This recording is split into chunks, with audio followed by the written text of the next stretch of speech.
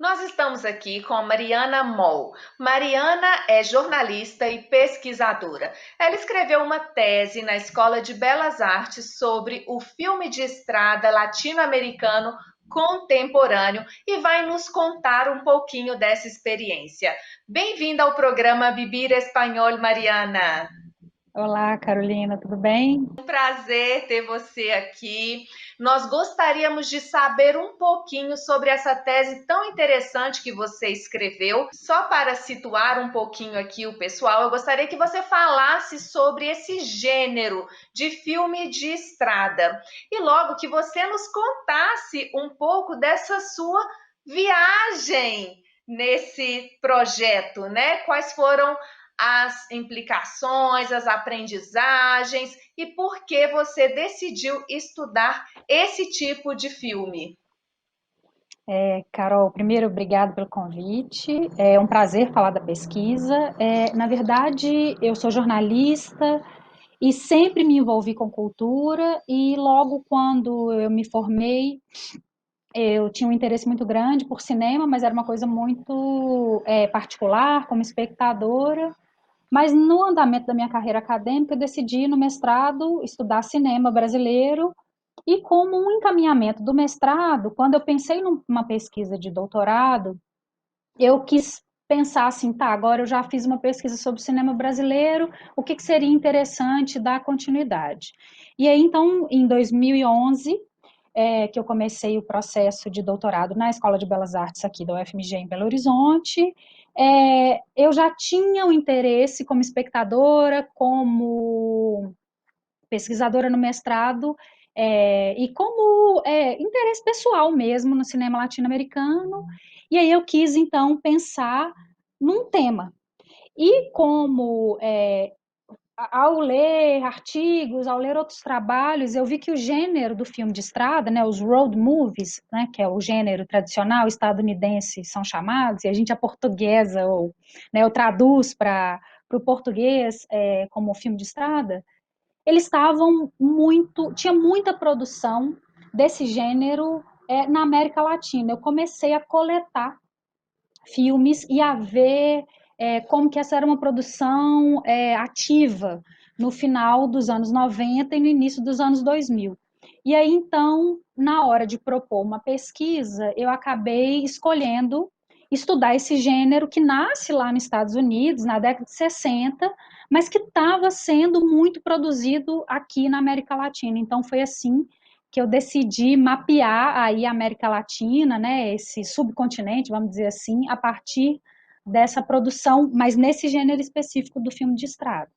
E eu achei muito interessante porque você se debruçou, né, sobre filmes de alguns países específicos, né? Gostaria que você depois falasse como Cuba, Argentina, México. Conte pra gente um pouquinho dessa sua escolha.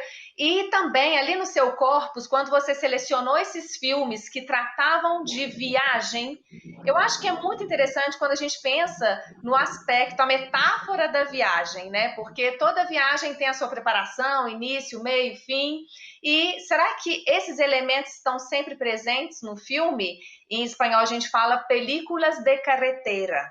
O que é comum entre os filmes desses diferentes países? E também a outra pergunta que eu gostaria de te fazer é: quando você organizou ali o seu corpus, você dividiu em três blocos, separando os filmes de acordo com o que eles tinham em comum com o grupo menor. Quais eram essas características e por que você decidiu fazer essa divisão? A primeira coisa é isso, né? Como eu fui pesquisando e vendo essa incidência do gênero na América Latina, eu tinha que fazer um corpus. Isso que você falou, o termo está correto. Assim, eu tinha que recortar. Eu não podia falar de todos os filmes. Para uma pesquisa de doutorado também, além de falar de um número maior, né, da pesquisa, assim, quantidade, tinha que ter alguma inovação no recorte da pesquisa, né? Então, eu acabei escolhendo 9 filmes de 6 países diferentes, e nesse recorte entre os anos 90 e 2010. Então, eu acabei escolhendo, então, os países são Brasil, Cuba, Argentina, México, Uruguai e Equador. né? E em muitos desses filmes, né, entre os 9 filmes que eu escolhi, tem um filme que ele é de 14 países. Ele é uma produção que eu falo que é poliamericana, assim, porque ele tem, que é o Diário de Motocicleta, dirigido pelo Walter Salles, é uma história argentina, né, do personagem que é o Che Guevara, mas que passa por vários países da América Latina, que é dirigido por um brasileiro, mas a produção é uma produção estadunidense. Então esse é um filme que sai um pouco desse recorte da América Latina mesmo, recortando essa história desse personagem da história com H maiúsculo, né? Porque é uma história real. Na verdade, quando eu escolhi os filmes, eu queria exatamente mapear uma produção que começasse lá no México e terminasse lá embaixo, vamos dizer assim, na Patagônia, né?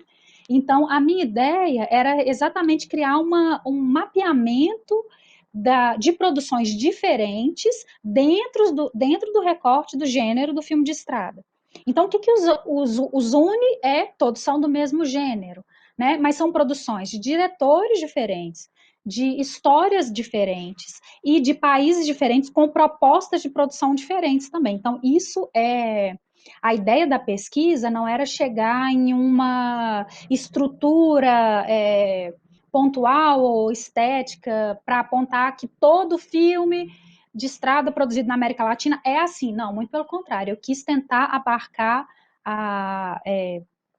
nesse recorte do tempo, né, filmes diferentes, de países diferentes, para exatamente falar da riqueza desses filmes produzidos na América Latina sob esse gênero, né?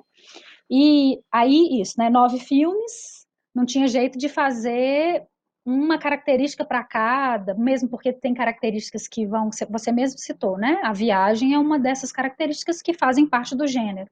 Se a gente quiser falar assim numa estrutura formal, estética, todo filme de estrada tem um trajeto sendo literalmente percorrido durante a narrativa fílmica, né? Então, a história vai se passar ao longo de uma viagem, né? Essa viagem pode ter 1000 motivos, essa viagem pode ter 1000 consequências, mas o grosso do road movie, do filme de estrada ou da película de carreteira, é que ela se passa num trajeto em uma estrada, né? Em um trajeto que sai de A e vai para B, seja ele qual for.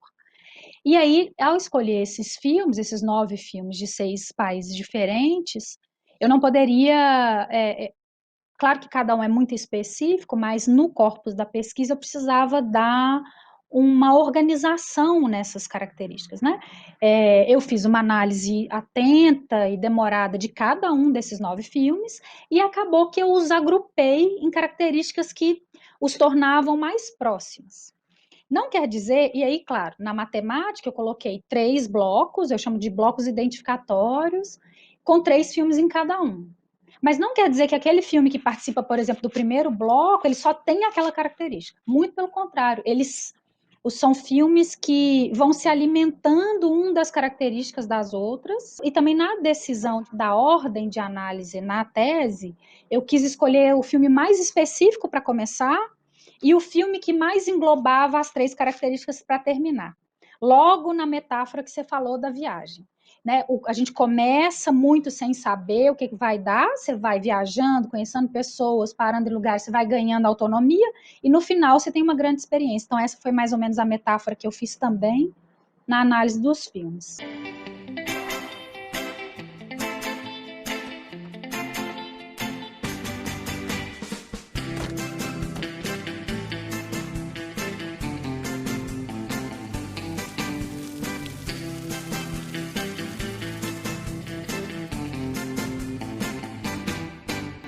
Che, ¿y toda esta gente que está medio desnuda, qué hace acá? ¿Qué están haciendo? Descansan, están descansando. ¿Y qué descansan?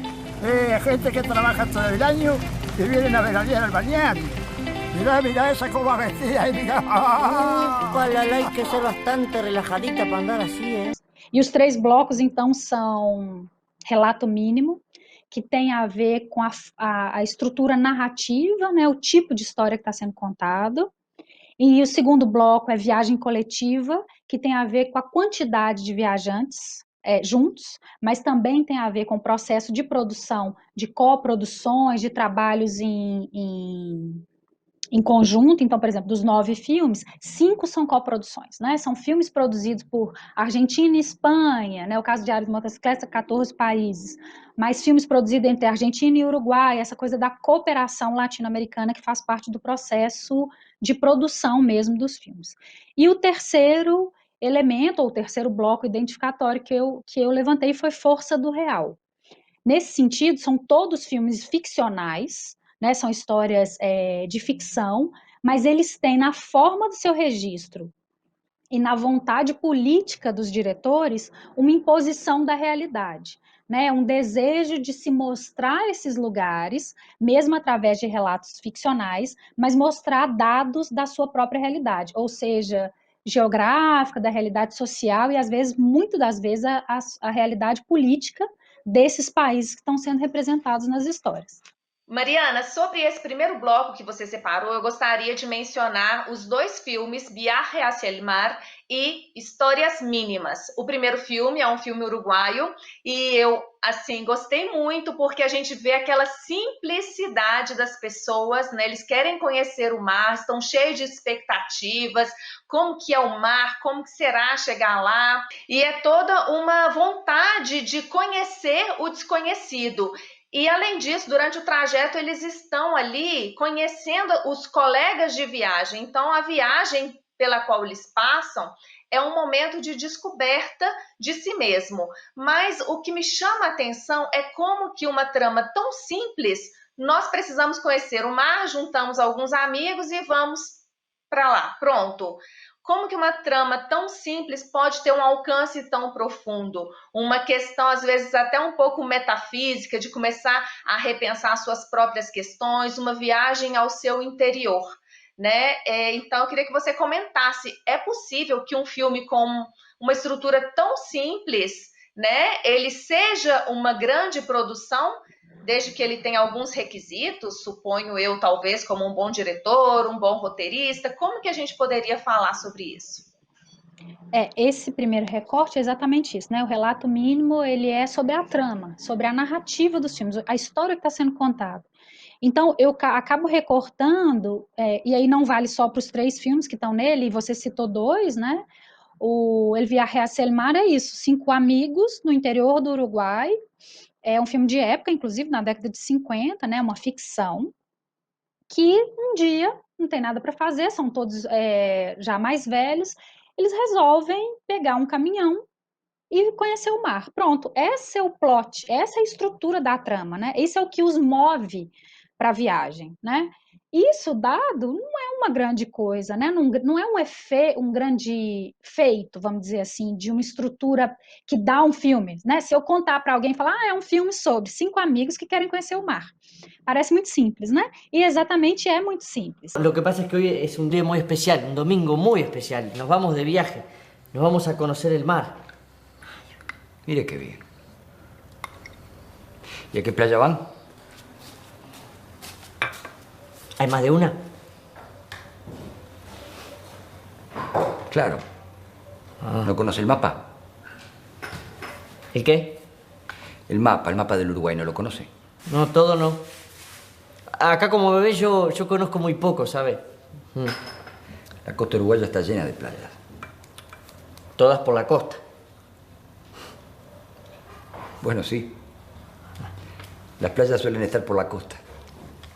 Na verdade, é uma narrativa que a ideia que os leva para o mar, a ideia que os leva para a viagem, ela é o start, vamos dizer assim, né?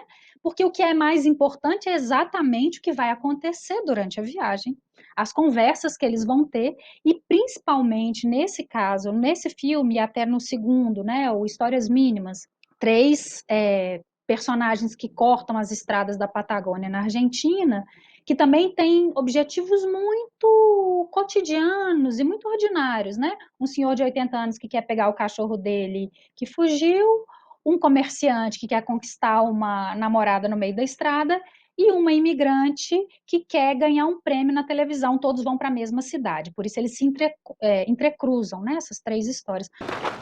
La gorda está durmiendo. ¿Vos has mandado una carta a la televisión? Sí, he mandado una carta, un montón de cartas. ¿A Casino Multicolor? Sí, creo que sí. Has ganado. ¿Cómo que ganado? Sí, ha dicho el nombre del pueblo y el tuyo. María Flores. ¿Y qué tengo que hacer ahora? Mira, no sé, pero había un montón de cartas ahí en ese canasto y justo Nidia sacó la tuya. ¿A qué no adivina quién vi? ¿A quién? Al Malacara. ¿Qué mala cara? ¿Su perro no se llamaba Malacara? Sí, Se perdió hace bastante, ¿no? unos 3 años, Está en San Julián. en San Julián. Yo lo vi, está en un campamento de vialidad, a las afueras de la ciudad. Está igualito, lo reconocí al instante. Aquí lo tiene. ¿Qué le parece? La verdad, es una obra de arte, la verdad. No, si no, yo no me esperaba tanto, la verdad es una maravilla. Me alegra muito que seja de seu agrado. Se a gente pensar, são tramas muito simples, né, que não tem grandes efeitos. E a questão do relato mínimo não é o objetivo da viagem, mas é como essa viagem vai ser retratada. Né? E aí você citou 2 coisas que são super importantes em qualquer história cinematográfica, né? O diretor e o roteiro. Né? Você precisa da sensibilidade do diretor para contar essa história, e aí nós estamos falando aqui de histórias que são muito simples, que são ordinárias, que são do cotidiano de todo mundo, né? Não é um grande herói, não tem um grande feito, de personagens comuns como a gente, mas que tem um olhar sensível do diretor e, claro, diálogos e roteiros e cenas muito bem construídas para que a gente dê o tempo de ver beleza nesse ordinário, no cotidiano. Porque enquanto a gente está vivendo as coisas, isso vale para a nossa vida. Enquanto a gente vive, a gente não para ver beleza, porque você está vivendo, né? Então, quando tem um olhar de fora, é interessante pensar nisso, como que às vezes esses filmes, inclusive, eles pedem do espectador mais tempo, mais atenção, porque a beleza está ali, no detalhe, num diálogo, num olhar de um personagem para o outro, numa perspectiva da paisagem, né? No caso que esse filme, desse gênero que a gente está falando, o espaço geográfico é muito importante por onde essas viagens são feitas. Então, são filmes que têm histórias muito ordinárias, muito cotidianas, mas que acabam vendo grandeza no pequeno, no mínimo detalhe.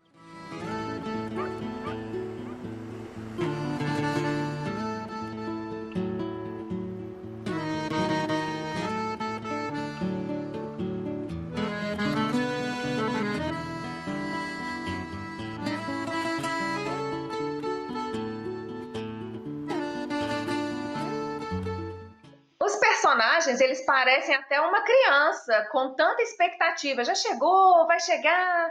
E aí, esse amigo, que é quem os leva, que é o motorista, vira e fala assim: gente, mas vocês têm que olhar para trás.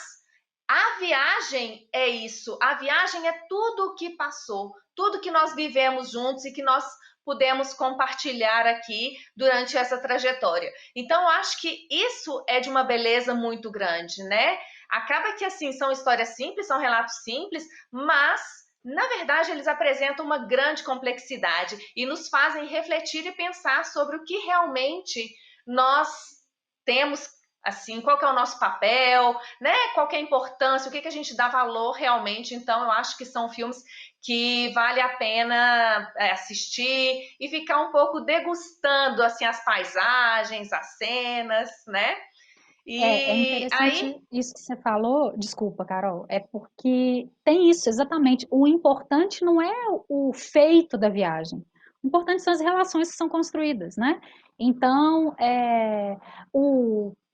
inclusive, esse filme tem um final que é delicioso, assim, porque chegar ao mar não é a grande coisa, né? O importante é o que a gente vai fazer enquanto a gente não chegou, né? Então, as relações, as brigas, os conflitos, as descobertas, né?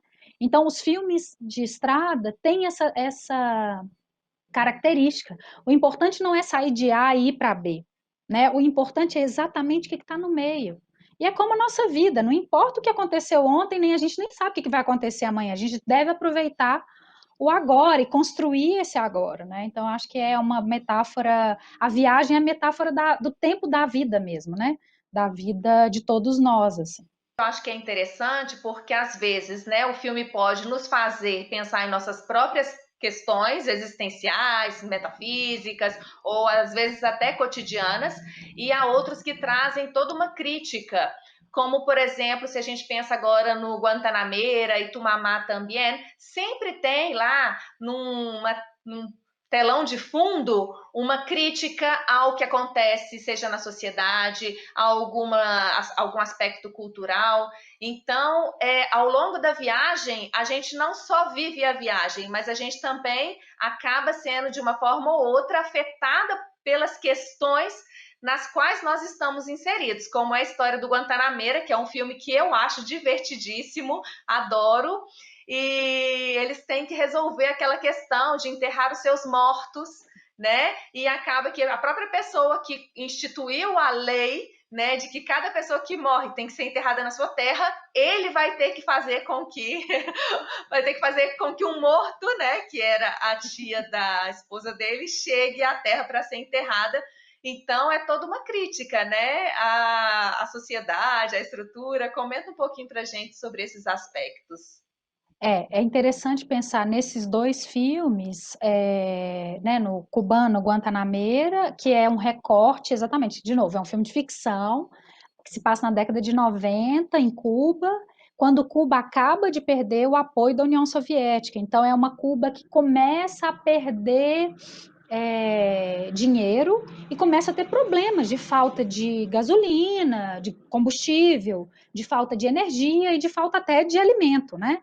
Então o filme é uma comédia, mas ele tem um recorte, um retrato social do seu tempo, né? E é um diretor que quer dizer, uma dupla de diretores, mas o Alé é um diretor que filma desde a década de 60 a realidade de Cuba e que está, assim, criando piada em cima de uma grande questão social e uma crítica pesadíssima à estrutura governamental, né? Então, nessa metáfora que ele faz desse funcionário do Estado, né, que quer exatamente colocar em prática um plano mirabolante de que ele vai dividir o caminho, por exemplo, se você morre em Belo Horizonte, quer ser enterrado em Ouro Preto, só que lá em Cuba, ele ia dividir o caminho e o pagamento do transporte desse corpo entre cada município no caminho pretendido, né? E aí, para colocar em prática esse plano absurdo, mirabolante, ele acaba passando por cima do maior afeto da esposa dele, que era a tia Yolanda, que morre. A ver, Adolfo. ¿Y si nos repartimos el muerto entre todos? Concreta tu idea. Si cada empresa provincial asume su responsabilidad territorial, si cada uno de nosotros se compromete al traslado del difunto por su provincia, entonces todos tocamos a menos. Lo cual quiere decir que entonces sí alcanza la cuota de gasolina que se le asigna a cada funerario. Oye, han estado llamando de La Habana, la hermana y la sobrina de la difunta. Están preocupadas por la demora en la llegada del cadáver. ¿Pero qué se creen, chico? Estamos cumpliendo el plan tal y como fue diseñado. Ya estamos en Camagüey. Ahora viene la etapa más difícil. Camagüey, Santa Clara. Claro que isso, assim, de novo, né, uma trama também que não é grande coisa, ela é um pouco mais complexa do que os filmes que a gente já citou anteriormente, mas nesse filme a grande sacada é exatamente fazer um retrato político e social do seu tempo dentro de uma estrutura de comédia e de ficção, né? E no caso do mexicano, do Afonso Cuarón e Tumamá também, esse é mais complexo nessa estrutura de mostrar a sociedade, porque exatamente o que ele faz? Ele tem uma trama muito bem construída entre os três personagens principais, que também querem ir para o mar, mas com outros objetivos. E nesse caminho, quando eles vão para o mar, a câmera literalmente abandona a narrativa dos principais, dos protagonistas, para mostrar o pano de fundo. E aí, nesse caso de Itumamá também, é quase como se o filme tivesse paradas do registro ficcional para começar a mostrar documentalmente, ou um registro mais próximo da realidade, o interior, ou principalmente as classes inferiores, né, as classes sociais mais baixas, com que esses personagens estão lidando. E aí, quase como se para mostrar que ali era a realidade de verdade, ou onde é o México é real, né, alguma coisa assim, que o diretor elenca que o diretor escolhe colocar no meio da trama do elenco principal. You don't know what it's like to love somebody, to love somebody. E agora, só para falar sobre essa questão ainda relacionada a críticas que são feitas em um filme, a gente pode pensar também no Família Rodante, que aí apresenta várias críticas geracionais e de gênero. Você pode comentar um pouquinho também para a gente sobre esse filme?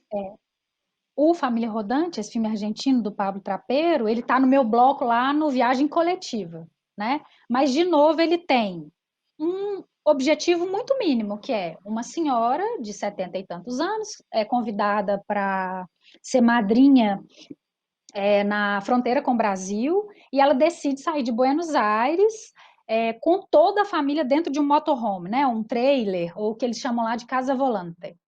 E aí ela resolve fazer essa viagem. Salgo de madrina. Tenemos que viajar todo para allá.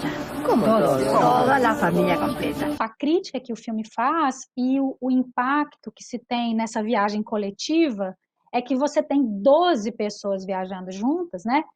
Pensem, avó, filhos, netos, bisnetos, namorado da neta, amiga da prima, então vira aquela junção de família apertada no mesmo veículo, fazendo uma viagem distante e onde você vai colocar em xeque e vai colocar em conflito todas as diferenças geracionais, de gênero, de relacionamento e de afetividade entre os membros de uma mesma família, né? É um filme divertidíssimo também, mas que acaba nessa crítica que você está pontuando aí, falando como que, às vezes, de perto, é a frase do Caetano, né? De perto ninguém é normal. De perto é mais difícil da gente lidar, principalmente quando a gente conhece muito as pessoas, né? Porque você coloca em xeque o afeto, a relação familiar, que quando uma coisa, cada um na sua casa, é o que a gente exatamente está vivendo na pandemia, né? Quando coloca junto, é muito mais complexo de lidar. Sim, na hora que vai conviver, que a gente realmente conhece, né? Dizem que você só conhece uma pessoa depois que você viaja com ela. Então, é verdade. Esse filme mostra exatamente isso, não é? Agora, eu também queria que você falasse sobre o Que Tan Lejos pela questão do gênero, já que ele tem uma característica especial que eu gostaria que você mencionasse aí para o pessoal. O Que Tan Lejos foi uma surpresa, na verdade, eu já tinha um recorte de 9 filmes, e quando eu descobri, porque um amigo viajou para o Equador, e todo mundo que viajava, todo mundo que estava em algum país latino, eu pedi, olha, se você for numa livraria, numa locadora que existia na época, né, por favor, procura filmes de estrada produzidos nesses países e me manda, e depois eu pago aquele esquema. E aí um amigo teve no Equador e trouxe para mim. Ele não chegou a ver nada, não viu o filme, ele falou, eu achei esses 2 aqui, me deu 2 filmes equatorianos. E aí um deles era dirigido pela Tânia Hermida, que é esse Que Tan Lejos, e quando eu vou ver esse filme, nunca tinha ouvido falar, mas quando eu vou ver, é um filme dirigido por uma mulher jovem, e que tem, na sua história, 2 protagonistas mulheres. E aí, é claro que num corpus de filmes que eu estava procurando, acho que eu já falei, eu estava procurando diversidade não só de países, mas também de produções. Foi muito importante para mim, porque ela é a única diretora mulher da minha pesquisa, né? Lembrando que eu estou fazendo de um recorte de 90 a 2010, né? A profusão, a gente tem muitas diretoras importantes que produziram até muito tempo antes, mas dentro desse gênero é uma coisa que vai surgir com muito mais força a partir dos anos 2010. E aí, então, quando o Que Tan Lejos chegou na minha mão, eu troquei um dos filmes, que era inclusive brasileiro, para ter a presença equatoriana, mas também pela questão de gênero. E aí é muito interessante a gente pensar que todo o processo de filmagem e de protagonismo de 2 mulheres, ele é uma novidade no gênero, né? A gente, por exemplo, se pensar no gênero clássico estadunidense, ele surge na década de 60, no final da década de 60, nos Estados Unidos. E o primeiro filme que vai ter protagonistas mulheres lá nos Estados Unidos é o Thelma e Louise, na década de 90. Né? Então, assim, é um tempo muito grande. E dentro da América Latina, eu tive muita dificuldade de encontrar protagonistas femininas também no período da minha pesquisa. Depois já tem mais, né? Porque essa é uma pesquisa, é isso, quando você gosta de um assunto, quando você trabalha ele, você acaba dando continuidade. Mas lá até 2011, quando eu comecei a pesquisa, e esse filme me chegou no meio do doutorado, que eu defendi em 2014, foi muito importante para mim colocar, não só pelo marco de ser um filme equatoriano, que não é uma produção que a gente está acostumado a ver no Brasil, né, não chega muito para a gente, e também por essa peculiaridade de ser um filme com um olhar feminino, feminista, e também pelo protagonismo de duas viajantes juntas, assim, e que tem uma postura muito interessante, porque uma delas é estrangeira, ela é espanhola e está vindo passar as férias dela no Equador, e outra é uma menina super crítica, super nacionalista. Então, ao encontrar essas duas mulheres tão diferentes, elas vão exatamente passar esse trajeto juntas e vão se transformar, vão ter essa vivência da diferença juntas e vão sair dessa viagem amigas, mas também mais ricas e maiores. Então acaba que é também um discurso feminista nesse sentido da sororidade e de aprender com o outro, de olhar o outro, né? Ao mesmo tempo que faz uma crítica bem forte ao colonizador espanhol em terras latinas. É bem interessante também. Vaya robo, tío. ¿Cómo dice? ¿Robo? Robo es lo que le pagan a mi hermano por recoger brócoli todo el año. Bien decía mi tío, que hay que tener cuidado con ustedes los españoles. Ya se fueron llevando pues todo el tesoro de los incas. Y ahora vienen hechos los muy. Ahí nos vemos.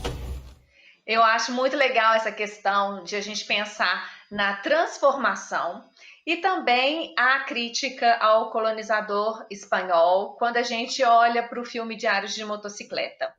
Los incas tenían un alto conocimiento en astronomía, medicina, matemática, entre otras cosas. Pero los invasores españoles tenían la pólvora. Eu vou até ler aqui um trechinho que eu adoro, quando, né, o Ernesto, Che Guevara, ele fala sobre esse feito, sobre essa viagem, porque ele quer deixar a viagem toda registrada, né? E ele não consegue ser mais a mesma pessoa.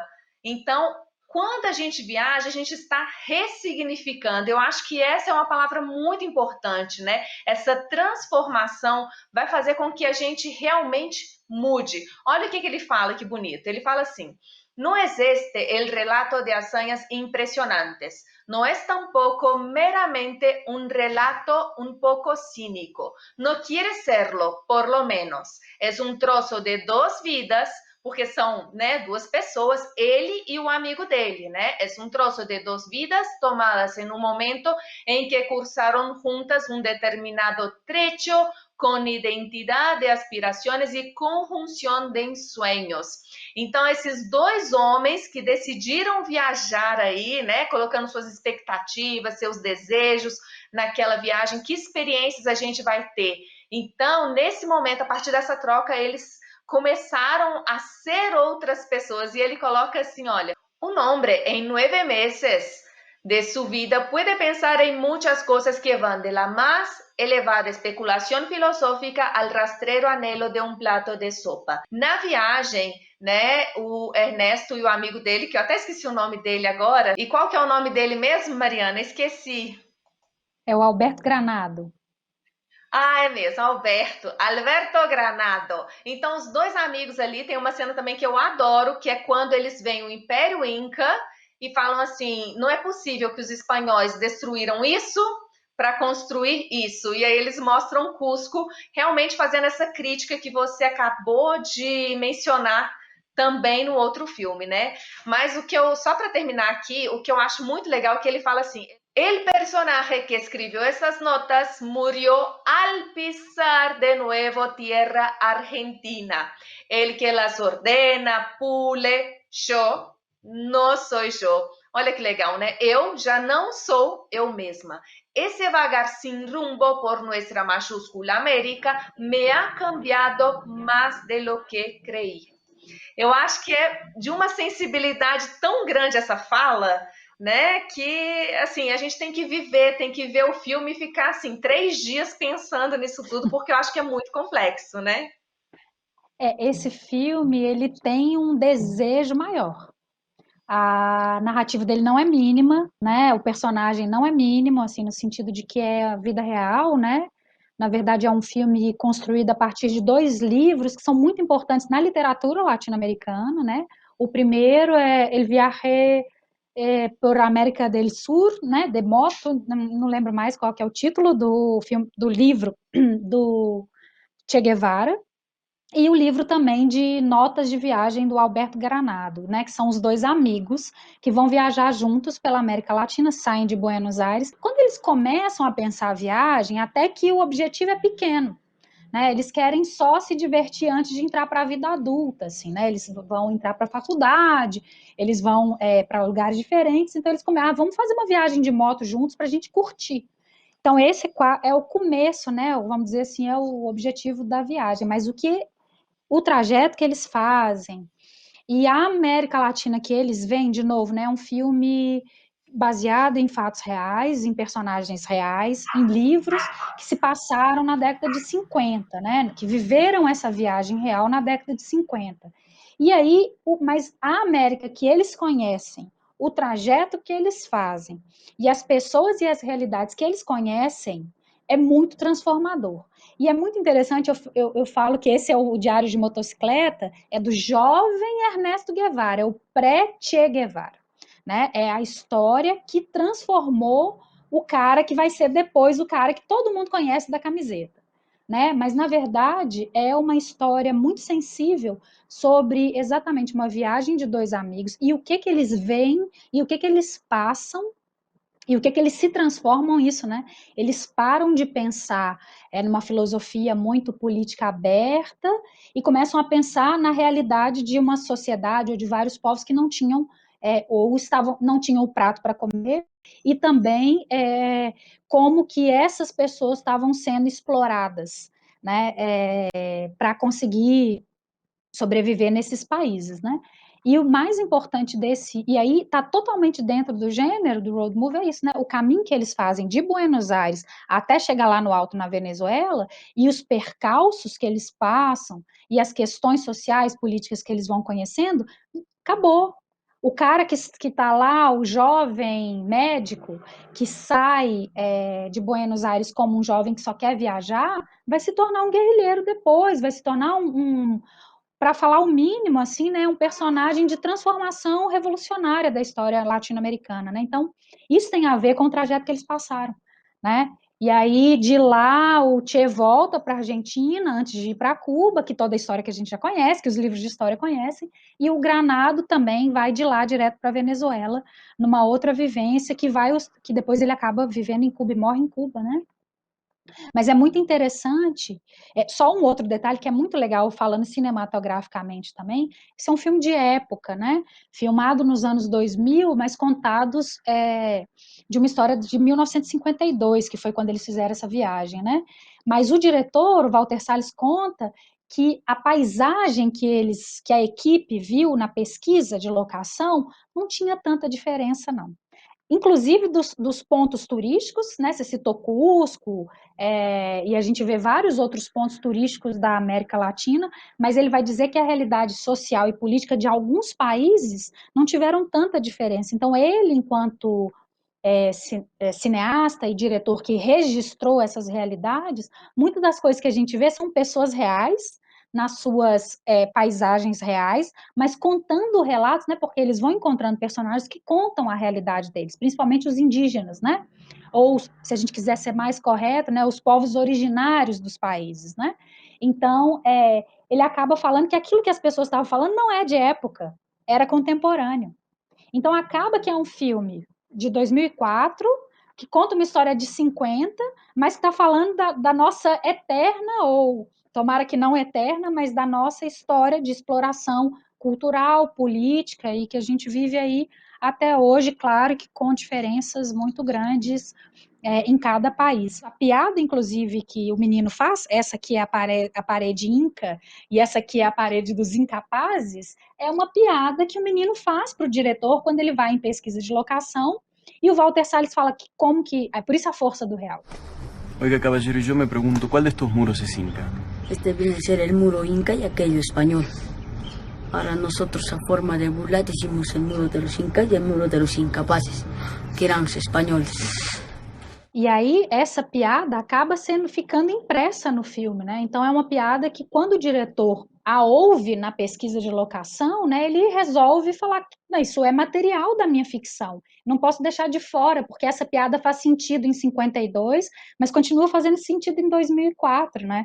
Então, é muito interessante, é um momento muito interessante do filme, que acaba ficando na narrativa ficcional. E eu acho que é muito legal, então, só para a gente poder arrematar aqui, né? Essa ideia da viagem, ela tem vários aspectos, né? Sejam com pequenos relatos, objetivos simples ou objetivos mais complexos, ou às vezes esses objetivos simples que em algum momento se tornam complexos também, né? E aí eu gostaria, primeiro, de convidar todo mundo, todos os alunos, a assistirem esses filmes e poderem ter a sua própria experiência, que entrem nessa viagem, porque eu acho que realmente vale a pena. E aí, queria que você adiantasse para a gente, Mariana, como que foi a sua experiência nessa viagem, vivenciando cada um desses filmes, desses trajetos, dessa cena, e saboreando o espanhol, a cultura. Conta para a gente poder concluir aqui a nossa entrevista. O cinema é uma forma perfeita, exatamente, de vivenciar lugares, línguas, culturas e hábitos que a gente não pode, às vezes, acessar fisicamente, né? Nunca, antes na história do mundo, a gente viveu isso como na pandemia, né? A gente não pode sair de casa, mas a gente sai através das telas. Então, acho que é um convite. E aí, os filmes são convites mesmo para trilhar essa viagem juntos, porque são filmes que literalmente mostram o processo da viagem, né? Essa coisa de cruzar por fronteiras, de cruzar países diferentes, culturas diferentes, e o meu interesse é muito interessante. Eu não dirijo, eu não tenho carro, né? Sou uma espectadora literalmente de tudo, inclusive na minha vida particular. Então, eu acho que a pessoa do espectador no cinema é quase a metáfora da pessoa que viaja, né? Você está ali sentada, olhando o mundo que está na sua frente, né? E a possibilidade do cinema ficcional, documental, espanhol ou latino, tem a ver com a identidade desses lugares, né? Então, conhecer o outro pelo que o outro é, com as suas cores, com as suas vozes, com seus sotaques, isso que é o mais interessante. Então, eu já era uma entusiasta, já era uma espectadora muito interessada do gênero, mas quando eu fiz esse recorte pela América Latina, é um desejo também de conhecer, porque a gente não se identifica muito como latino, né? A gente conhece, às vezes eu falo isso muito em sala de aulas, a gente conhece cinematografias inteiras do Japão, diretores estadunidenses ou europeus, e a gente conhece muito pouco da produção dos nossos vizinhos, né? E é claro que a gente fala português, eles falam espanhol, mas com um tempinho dá para a gente aprender e reconhecer, e os filmes são ótimos objetos, inclusive, de estudo, né? A gente escutar e repetir e poder aprender um pouquinho mais, inclusive, do jeito de falar, né? E tem uma característica que é muito legal para quem for ver esses filmes, é sacar o quanto que o cubano fala de um jeito e o argentino fala de outro, e no Uruguai é muito mais simples, pelo menos na experiência que eu tive, de entender. Inclusive, eu tive a oportunidade de conhecer Montevidéu e Buenos Aires, eu tive muita dificuldade de falar o pouco espanhol que eu falo em Buenos Aires e nenhuma dificuldade de falar em Montevidéu. Talvez isso diga mais sobre eles do que sobre o meu espanhol ruim, né? Que também tem a ver com a característica das pessoas do lugar. Assim. Então, o que é legal dos filmes é a gente poder exatamente pegar essa oportunidade e entrar nesses mundos, né? Dessas outras histórias que não são as nossas. Sim, e quando a gente consegue, né, ter essa vivência com fluência na língua, às vezes a nossa experiência pode ser um pouquinho mais gostosa ou mais intensa, né? Mas eu quero que vocês aproveitem a oportunidade ao assistir esses filmes, como também um objeto de estudo e de aprendizado da língua. Então, escuta, repita, coloque a legenda, porque a gente pode juntar prazer, né? Com também um pouco de exercício de língua estrangeira. Mariana, nós gostaríamos de agradecer sua participação no programa Vivir Espanhol. Foi realmente um prazer poder conhecer vários aspectos dessa maiúscula América, como nos dijo Che Guevara, e poder vivenciar e estar aqui observando que, na verdade, muitas vezes nós estamos preocupados com o mar, né? Todos nós temos um mar para conhecer, para chegar, mas às vezes a gente se esquece de aproveitar a própria viagem. Então, muito obrigada por tudo que você nos fez ver e conhecer. Obrigada, eu que agradeço, Carol, o convite. E é isso, né? Os filmes são passagens, para usar ainda mais uma metáfora, que a gente pode pegar pela mão e não só aprender sobre outro mundo, como com certeza elaborar línguas e elaborar costumes e principalmente a cultura do outro, né? Olhar o outro é sempre rico, porque também nos toca de alguma forma e nos transforma. Obrigada. Muchas gracias, entonces. Besos.